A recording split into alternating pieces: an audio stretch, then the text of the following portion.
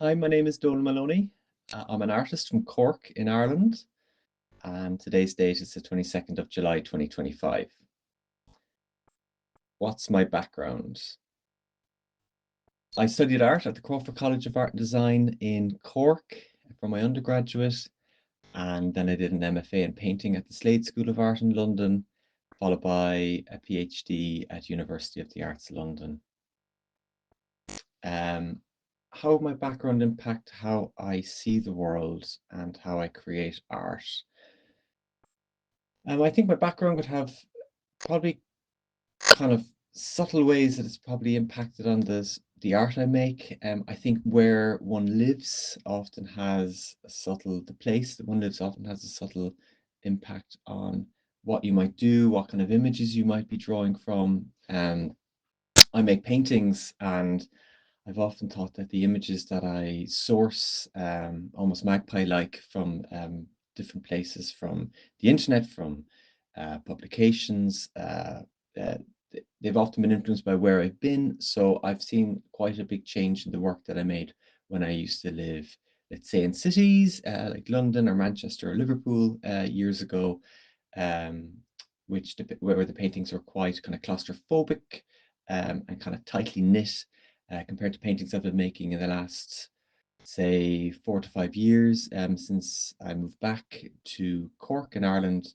to quite a rural part of Cork, where the paintings have become a lot more open and aerated. So I do think definitely where you are does impact on the sort of work that you might make. Who are your biggest influences? I'd have quite a broad range of influences, not just within painting, but beyond that. But even just within painting and fine art, um, Rachel Roach would be a huge influence. Her forest floor still life paintings, I just find them quite quirky. I mean, I'm a big fan of Norman Bryson's writing about still life paintings. The way that they were sort of uh, it's sort of going against the grain of what was happening in painting at the time from like the 16 and 1700s, and how she was making these very quirky sort of paintings as if you came across these sort of constructed still lifes on forest floors, and sort of dim light or almost in the middle of the night. I just feel like they were out of time or far ahead of their time. Um, I also really love Ellen Altfest's paintings, sort of for the same reason, the way that she sort of always turned her back on the world, her back on her back on like the digital world, and the way that she paints directly from life, um, whether it's people she's painting or rotting fruit, or just that kind of mercurial sort of intense looking at a very particular part of the world and painting it and layering it again and again. Outside of art, I'm quite interested in literature, just the way that it can kind of take you places, a bit like an artwork or a painting. And I've been really influenced recently by a novel by Elif Sharak, There Are Rivers in the Sky, where she's using the theme of water to connect different time periods. I just love the way that it's built up of these fragments that sort of slot together puzzle-like. Um, yeah, they be like my main kind of influences at the moment, but it continually changes. What are you focusing on right now? So just come out of a very busy period. I've just published a new book on my work called Wait Here. It's available on my website. Contains about 17 to 18 paintings from the last 5 years, and together with a text by Chris Clark, the curator, and a poem by the poet Alvin Garavi. I've also just finished up a solo exhibition called Islands at Corner 7, a gallery in London.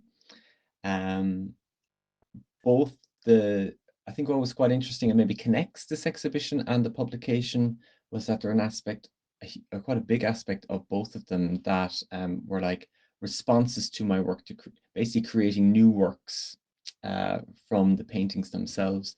So within the publication Wait Here, the poet Alvin Garvey came to my studio and created a new poem that was a poetic response to the works that I had in the studio at the time.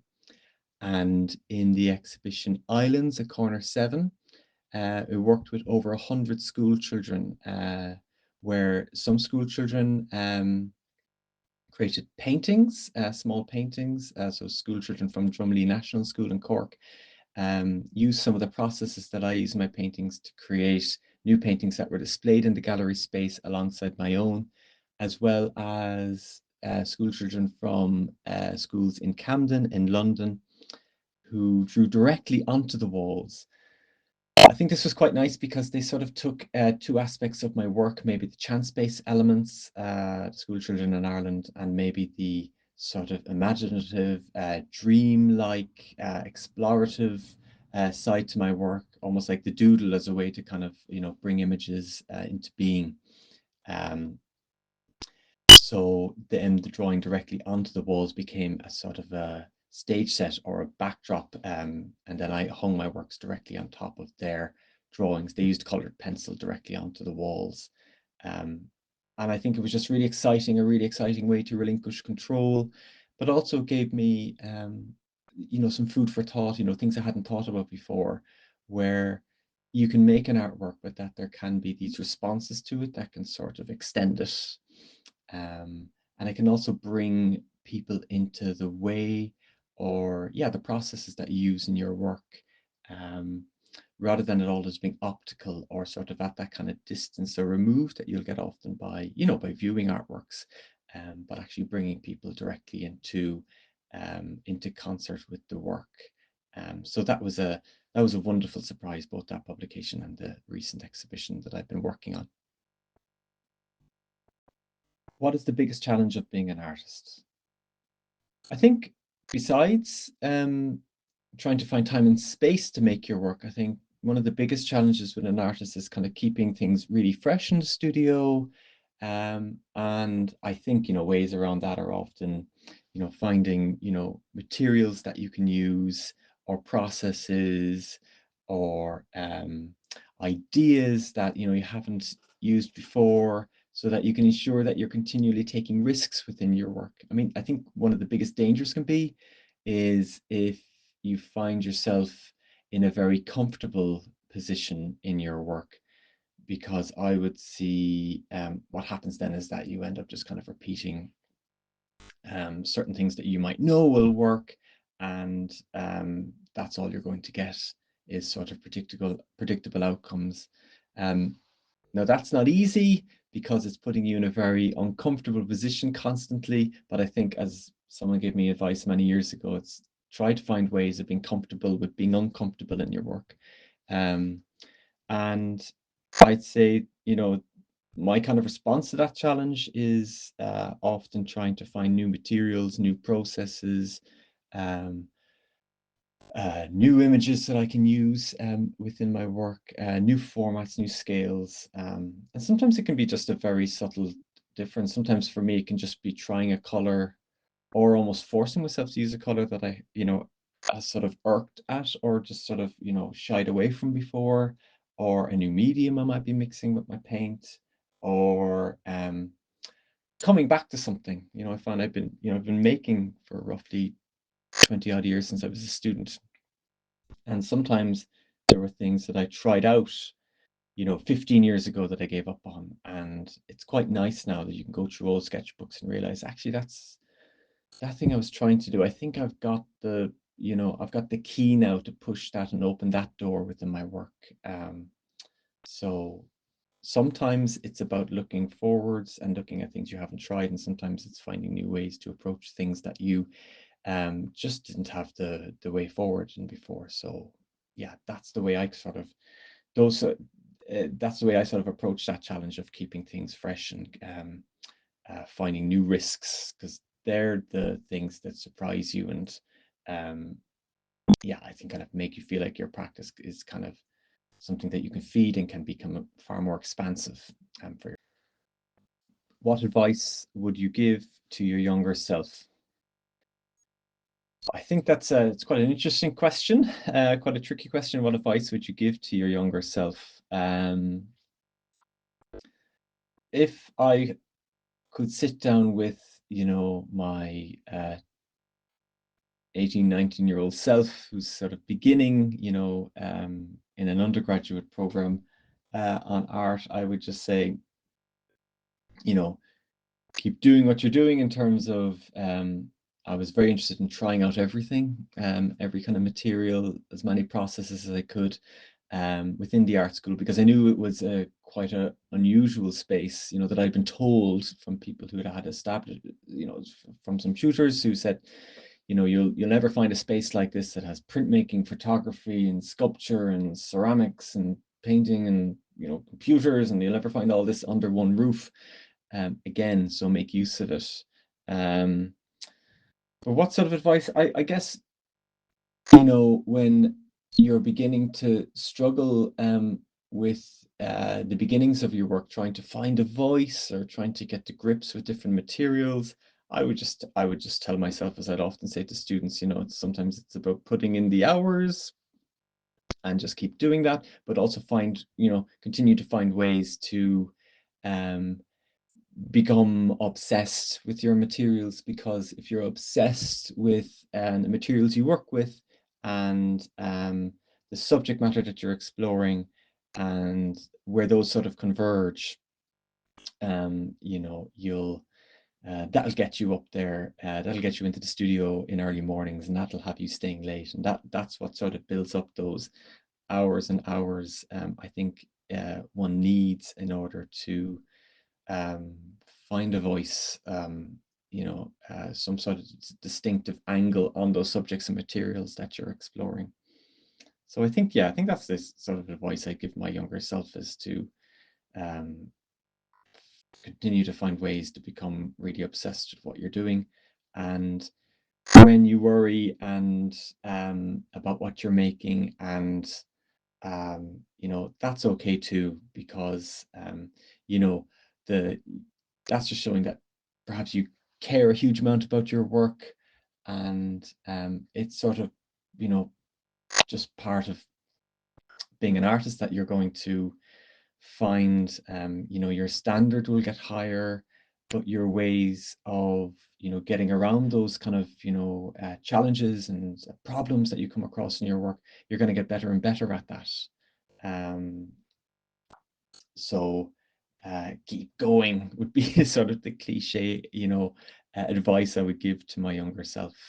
And I don't know, read widely, go to tons and tons and tons of exhibitions, because I have found, looking back, that going to see a lot of art um, and reading a lot about art, not that it's sort of controlled what I did in the studio, but it's just helped me to fall more in love with the area that I'm working in, and just to it's helped me to feel more and more excited about uh, you know that area of the field within contemporary painting that I'm working with. Um, yeah. Have you ever tried any unconventional mediums or techniques? I'm not sure if any of the mediums I use or techniques you could call unconventional. I mean, a lot of the mediums I use, I paint onto canvas. Um, I use acrylic, watercolor, oil paint, and gouache, all sorts of layered on top of each other, often finishing areas with oil paint. Um, but I like how, a section in acrylic might be next to a section in watercolor, might be next to a section in oil paint. So you get a quite different way that they absorb or reflect light. And I'm really fascinated by painting mediums, the way that it can sort of play with the texture and translucency of paint. I guess maybe I wouldn't say it's unconventional. Because a lot of artists do it and have done it, but it's something that I find very useful, is that I'll often start my paintings, actually more often than not, I'll just prime them by stretching the canvas onto the wall, and just applying a few coats of primer. And I'll work on them unstretched for almost 80 to 90% of the painting. And I'll eventually stretch them um, overboard with backing. The reason I do this is sort of, well, for a number of reasons. But one of the main ones is it allows me to be very open with where the edges might be. So I'll work on a larger sheet of canvas and I'll start a painting kind of in and around the center. And I don't have to decide, the edges don't have to be dictated at the beginning. They can sort of grow into being. So depending on the subject, or the colors or the textures, um, I can allow, its width or its height to be arrived at. And then I'll decide maybe 80 to 90% of the way through, okay, I'm going to trim some of the canvas and stretch the canvas overboard. And I find that it gives the edges quite a sort of an active feel to them, where it feels like the painting or the world that's created within the painting kind of almost continues on beyond the edges. And that's something that's been done by, and is done by, a lot of artists. But in particular, it would have been done by someone like Pierre Bonnard, a French post-impressionist sort of symbolist painter, who would have stretched large sheets of canvas onto the studio wall and started a number of paintings, small paintings, on this large sheet of canvas, and then rolled up the canvas, brought it to his dealer in Paris, and then cut up the canvas and stretched them on over stretchers. And I think that's what gave Bonnard that almost sense of a photographic crop, and very, very, very active edges, very much feeling like that world that he was creating continues beyond. So if there was something kind of slightly unconventional about it, what I do, I would say it's about perhaps the format, or that sort of approach to cropping and edges in my work. Do you listen to music or have any other type of background noise while you work, or do you prefer complete silence? Um, I find sometimes when I'm working, especially when I'm maybe searching for images, I have a huge repository of images, physical and digital. I find when I'm looking for those images and looking through them and trying to sort out issues within the paintings, or when I've kind of hit dead ends and I'm trying to find ways through, I can't really have music on. I sort of need my complete full attention. That just seems to be the way that I found I work. But there's some parts of what I'm doing, maybe if I'm painting something, or um, doing something that might be a sort of a detail section, or working on a pattern within something, or drawing out some sort of space, or retracing lines. Yeah, I love putting on music. I've always listened to music within the studio, as a way to sort of take my mind off the activity, or the seriousness or the pressure within the painting. Because I think if you start to think about, oh, this mark might be, uh, you know, almost focusing too much on the sort of a preciousness within the work, almost trying to forget about the viewer for a while, and just sort of get quite involved in the activity. And I find having either an audiobook on, or podcast, or just the radio on in the background, or some music you've been wanting to listen to, um, uh, I think it's quite nice. It sort of just takes over part of your brain, so that it's almost like the hand can just get on with it, can get on with that part of just rendering something, or retracing over a line that you drew a while ago, or um, it just sort of takes the preciousness out of it, I find sometimes.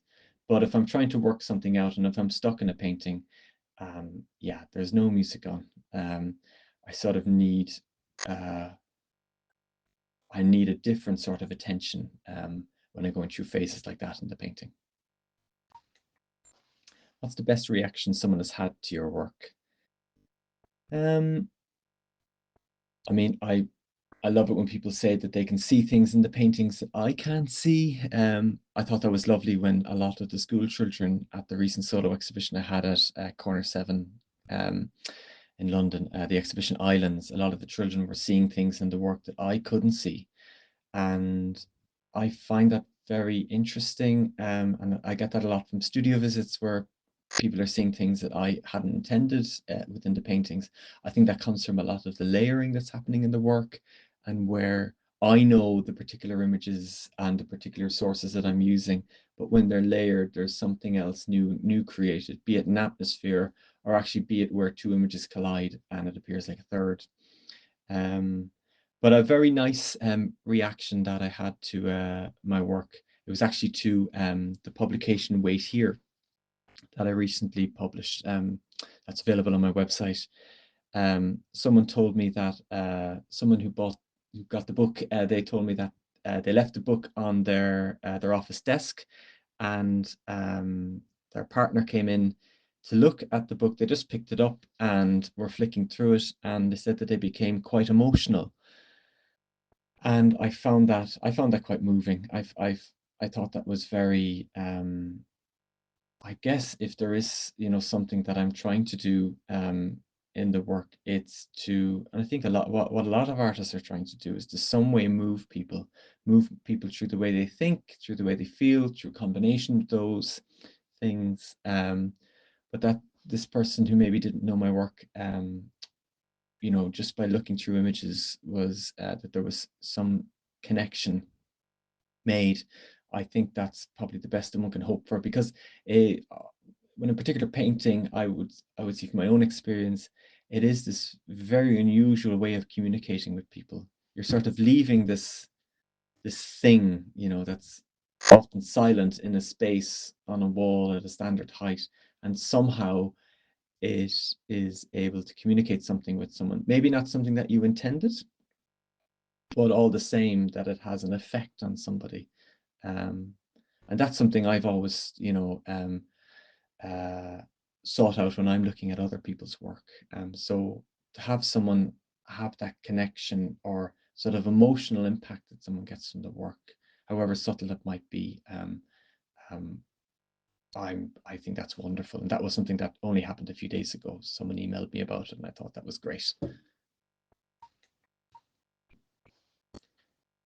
What do you hope people take away from your artwork? I wouldn't have anything specific that I hope people take away. I mean, I I don't go into the studio and have an incredibly set reaction that I want someone to have from the work, um, or want them to feel like they're sort of hermetically sealed within um, a set of concerns or a very specific solution to some sort of you know problem out there in the world. I think there is something very important to be said about having a quiet space with you know, these colored rectangles that, painters make. I think it has this fascinating history, and the idea of pausing in the world, with all the noise and kind of clutter that happens in people's lives, and being in, let's say, a gallery space, with my work and being able to, I guess, in a sense, kind of turn your back on the world for a minute. And the paintings can be these sort of spaces of repose. Um, I mean, it's something that I've always found when I go in, when I look at paintings, when I feel very energized or engaged by looking at paintings, is that I feel like I'm entering into someone's sort of creative um, intellect or their sort of creative faculties, and you're sort of taken away. You're shown a sort of a world of other options, other possibilities. So you're kind of like almost like dreaming along with somebody. I'd find that, I think everyone's aware of that, when you read a book, you're sort of wrapped up in something completely absorbed, taken away. And then when you sort of flip back into the real world, you close that book or you look away from the painting, you take something of that with you into the world. And I think artworks, and I would hope my paintings, for myself, I would hope that can be like very, very subtle nudges for people. The same way that I would feel like when I engage with artworks, that they make me look at the world just that little bit differently. And I think there's something to be said about um, very subtle nudges rather than sort of, almost sledgehammer approach, something very didactic, because I guess we get a lot of that in the real world. So I think artworks create space for those um, little changes in degree in terms of our outlook. And I would hope that's what my artwork would encourage people, or uh, people are well able to do it for themselves, but it just might take people on a slightly different angle, or get them to think about things in a slightly different way. Let us know any upcoming events and your social media handles. My new publication, Wait Here, is available at my website, which is donalmoloney.net. That's DONALMOLONEY.net. And my Instagram handle to see what I'm up to in the studio and any upcoming exhibitions, it's Donal_Moloney_art. So that's on Instagram.